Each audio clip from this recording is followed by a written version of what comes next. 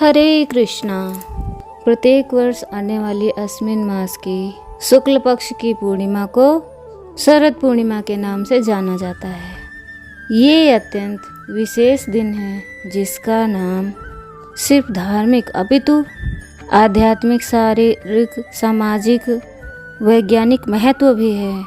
वर्ष में आने वाले सबसे महत्वपूर्ण दिनों में से एक दिन है जब रात्रि में चंद्रमा अपनी संपूर्ण 16 कलाओं के साथ आकाश में उदित होते हैं। हमारे वैदिक ग्रंथों में कहा गया है कि चंद्र की किरणों में औषधीय गुण होते हैं।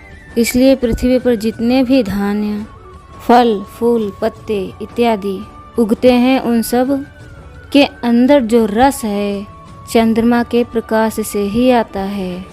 और शरद पूर्णिमा की रात्रि को चंद्र देव अपने संपूर्ण 16 कलाओं के साथ आकाश में खिल जाते हैं।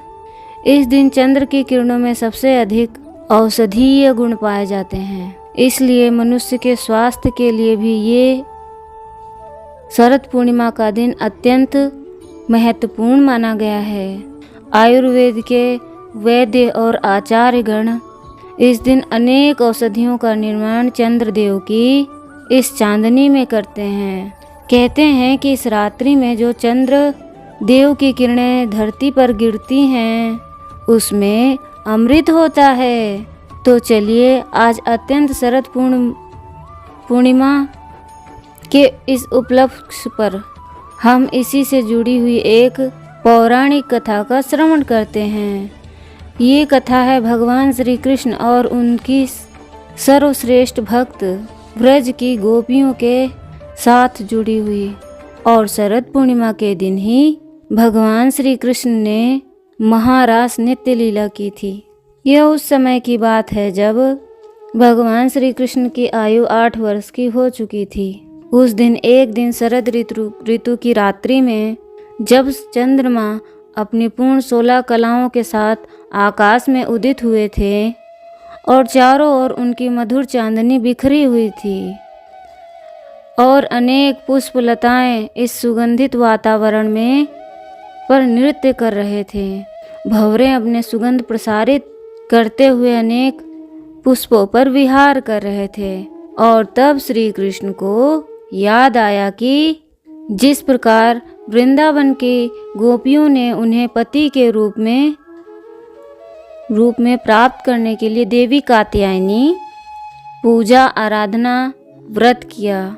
इसलिए उन सबकी इच्छाओं को पूर्ण करने के लिए भगवान श्री कृष्ण की शरद पूर्णिमा की रात्रि इस महान रास नृत्य के लिए सबसे महत्वपूर्ण हो सकती है।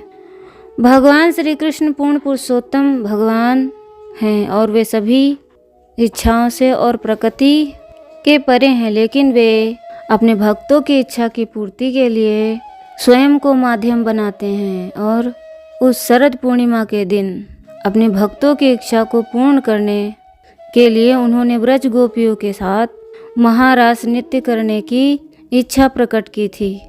भौतिक दृष्टि से देखने पर भगवान के द्वारा किया गया ये रास नृत्य एक सामान्य स्त्री और पुरुष के बीच होने वाला नृत्य जैसा सा लगता है और लोग इसे अपनी मर्यादित भौतिक दृष्टि से देखने की और समझने की कोशिश करते हैं, जिस कारण इन्हें गलत समझा जाता है। और सामान्य मनुष्य अपनी बद्ध अवस्था में जब इसका अनुकरण करने का प्रयास करता है तो वो इस दिव्य लीला को समझे बिना मात्र उसके प्रति अपराध ही कर बैठता है।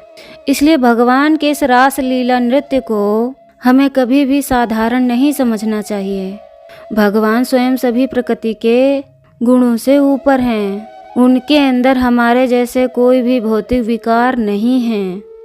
इसलिए हम भगवान की इन भौतिक लीलाओं को भौतिक दृष्टि से कभी नहीं समझ सकते हैं। इसलिए हमें याद रखना चाहिए, इसका सबसे श्रेष्ठ उपाय यही है हम अपने आचार्यों के आदेश और उनके द्वारा दिए गए निर्देशों का अनुसरण करें, क्योंकि वृंदावन की गोपियों स्थिति भगवान के सभी भक्तों में सबसे ऊपर और सबसे श्रेष्ठ है। श्रीला कृष्णदास कविराज गोस्वामी चैतन्य चरितमृत ग्रंथ में प्रेम और काम इन दोनों में बीच के अंतर को समझाते हुए लिखते हैं, काम प्रेम जिस प्रकार लोहे और स्वर्ण अंदर विभिन्न गुण होते हैं, उसी प्रकार काम और प्रेम के दो भिन्न लक्षण हैं। स्वयं के इंद्रियों को तृप्त करने इच्छा को काम कहते हैं, लेकिन श्री कृष्ण के इंद्रियों को प्रसन्न करने की इच्छा को प्रेम कहते हैं। तो ये गोपियों के द्वारा किया गया ये रास नृत्य श्री कृष्ण के इच्छा को पूर्ण करने के हेतु किया गया था, इसलिए शुद्ध प्रेम का प्रतीक है। शरद पूर्णिमा की रात्रि में प्रकाश चंद्रमा की पूर्ण कलाओं से प्रकाशित हो चुका था। क्षितिज पर लालिमा छाई थी। बिल्कुल उसी प्रकार जब एक पति अपनी पत्नी से लंबे समय के विरह में साथ मिलने पर उसके मुख को कुमकुम से सुशोभित करता है। वृंदावन के वनों में वसंत शरद और दोनों का प्रभाव दिख रहा था। पुष्प और लताएं अपने पूर्ण युवावस्था में खिले हुए थे। वातावरण में सुंदर सुगंधित वायु बह रही थी। यमुना के जल से उड़ने वाले शीतल जल की बूंदें आसपास के स्थान को शीतल और मधुर बना रही थीं। यमुना नदी ने अपने हाथों से किनारों पर मुलायम रेत बिखेरी हुई थी और ऐसे समय में यमुना किनारे वंशीवट पर श्री कृष्ण ने अपने दिव्य बांसुरी की मधुर धुन छेड़ दी और सभी गोपियों को बुलाने लगे। इस बांसुरी की धुन में एक विशेष बात ये थी कि वो सिर्फ एक ही धुन सुना रहे थे, बल्कि वृंदावन में जितनी भी गोपियां थी जिन्होंने कृष्ण को पति रूप में प्राप्त करने की इच्छा की थी, उन सभी नाम पुकारते हुए सभी को व्यक्तिगत रूप से भगवान का संदेश दे रही थी। प्रत्येक गोपी को इस बांसुरी के स्वर में अपना अपना नाम सुनाई दे रहा था और उसमें यह संदेश भी था कि कृष्ण आपसे नृत्य करना चाहते हैं। उस समय गोपियां अपने अपने घरों में विभिन्न कार्य कर रही थीं, जैसे कि कुछ गायों का दूध निकाल रही थीं, कुछ अपने बच्चों को खाना खिला रही थीं, कुछ अपने घर के काम में व्यस्त थीं। लेकिन फिर भी श्री कृष्ण का ये संदेश मिलते ही अपने अपने काम आधे अधूरे छोड़कर श्री कृष्ण के पास आ गईं। भगवान की इच्छा को पूर्ण करने के लिए मध्य रात्रि में श्री भगवान के पास आ पहुंची। उस समय मात्र उनकी एक इच्छा श्री कृष्ण की इच्छा को पूर्ण करने की थी और उन्हें प्रसन्न करने की थी। इसलिए ये रास लीला नृत्य दिव्य स्तर पर कहलाता है। जब सभी गोपियां भगवान श्री कृष्ण के पास एकत्रित हो गईं, भगवान ने उनकी परीक्षा लेते हुए मजाक में कहने लगे, हे गोपी, आप सभी का यहाँ मेरे पास स्वागत है। बताइए क्या बात है? वृंदावन में सब ठीक तो है ना? मैं आपकी किस प्रकार सेवा कर सकता हूँ? वैसे आपको इस मध्य रात्रि में अपने घरों को छोड़कर यहाँ नहीं आना चाहिए, क्योंकि इस समय जंगल में बहुत सारे हिंसक पशु अपना शिकार ढूंढते हुए फिरते रहते हैं। ऐसे में तुम सबको इस प्रकार मुक्त होकर विचरण नहीं करना चाहिए। और वैसे भी तुम सब युवान और सुंदर स्त्रियां हो। सामाजिक दृष्टि से आपका इस प्रकार मध्य रात्रि में अकेले बिना अपने पति के बाहर घूमना अच्छी बात नहीं है। इसलिए शीघ्र ही अपने घर वापस चली जाओ। तुम्हारे पति तुम्हारी प्रतीक्षा कर रहे होंगे। जब गोपियों ने इस प्रकार औपचारिक वचनों को सुना तो वे सभी बड़ी उदास हो गईं। उन्हें क्रोध भी आया। एक तो कृष्ण पहले बुलाया, अब ऐसा बोलते हैं, लेकिन अंततः वे सभी गोपियां कृष्ण के सामने रोने लगी और रोते रोते कहती हैं, हे कृष्ण, तुम अत्यंत क्रूर हो। भले ही तुम परम भगवान हो, अपनी इच्छा के अनुसार कुछ भी कर सकते हो, लेकिन हम पूर्ण रूप से तुम्हें ही समर्पित हैं। हम सब कुछ छोड़ के तुम्हारे पास आए हैं। हम तुम्हारे भक्त हैं। कृपया हमारा त्याग मत करो। तुम्हें अपना पति रूप में प्राप्त करने की पूर्ण इच्छा है। तुमने हमारे हृदय को आकर्षित किया है। तुम्हारे बुलाने पर ही हम यहाँ आए हैं। जिस प्रकार भगवान नारायण उनके शरण में आए हुए भक्तों को स्वीकार करते हैं, उसी प्रकार तुम्हें भी अपने शरण में आए हुए हम साधारण ग्वाल कन्याओं को स्वीकार करना चाहिए। जब कृष्ण ने गोपियों की इस आर्तनाद से प्रार्थना को सुना तो वे बड़े प्रसन्न हुए और उन्होंने उन सभी गोपियों की इच्छा को पूर्ण करते हुए शरद पूर्णिमा को चंद्र के प्रकाश में महारास नृत्य लीला किया। जिसे देखने के लिए आकाश में सभी देवी देवता एकत्रित हुए और उसमें हिस्सा लेने के लिए स्वयं भगवान शिव वृंदावन की धरती पर आ पहुँचे। चारों दिशाएं एक सुर में, एक ताल में नृत्य करने लगी। आकाश में गंधर्व, यक्ष, किन्नर और अप्सराएं अपने अपने वाद्य यंत्र बजाते हुए नृत्य गायन करने लगीं।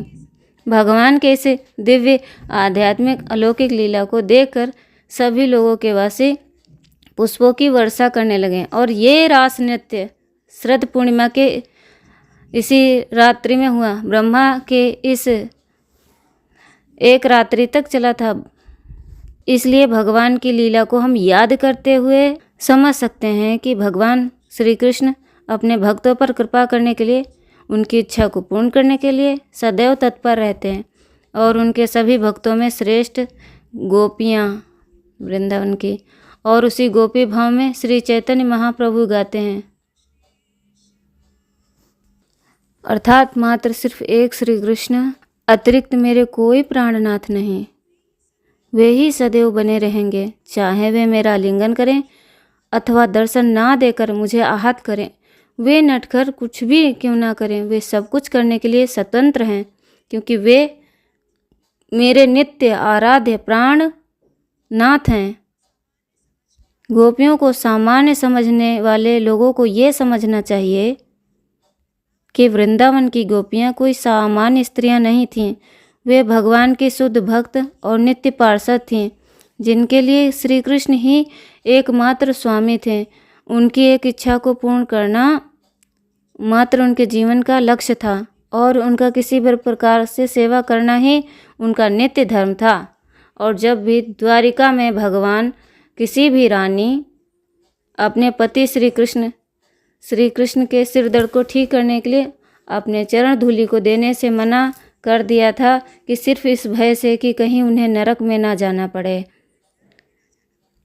वहीं दूसरी ओर श्री कृष्ण को स्वस्थ करने के लिए जब नारद मुनि वृंदावन में गोपियों के पास गए तो वे सभी गोपियाँ भर भर के अपने चरण धूलि को लेकर देने लगी।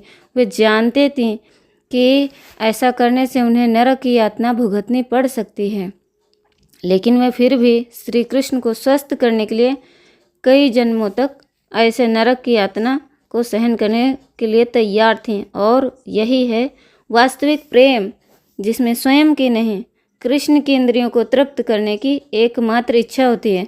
तो ये थी आज की शरद पूर्णिमा की कथा और भगवान के रास नृत्य की कथा का छुपा हुआ, हमारे आचार्यों द्वारा छुपा हुआ, हमें